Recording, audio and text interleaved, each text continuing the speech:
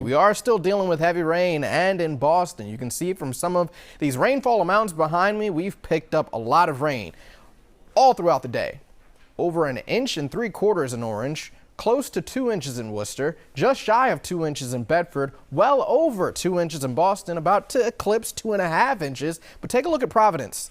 They happen to be the winners on the list, seeing over 4 inches of rain throughout the day for today, and they're not done yet. They'll probably end up being somewhere around the 4.5-inch mark or slightly more than that. So you can see heaviest rain really focused over eastern Mass out toward Rhode Island, and now we have a line of rain moving its way toward the Cape as well as the island, so you're going to be rocking and rolling very, very shortly. As far as wind gusts are concerned, they're really confined out toward the Cape and Island as well. Those significant wind gusts really starting to die down, but the heaviest rain right now out toward Wareham, heading its way toward Sandwich. Same goes for Falmouth, so you're going to see probably upwards of close to 1 inch per hour.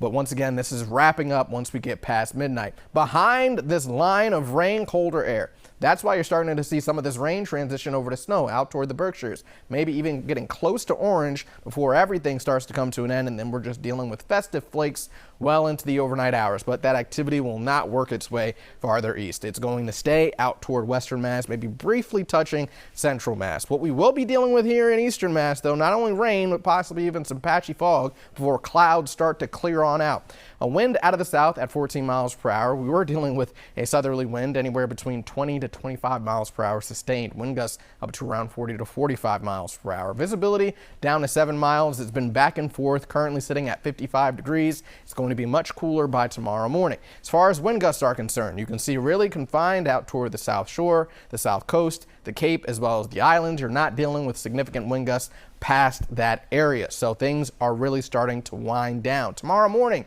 you're waking up to plenty of sunshine, but much cooler. You're looking at the 30s. Today, we've held steady in the 60s, and we're still holding steady in the upper 50s. How much more rain can we anticipate pretty much from now all the way until midnight?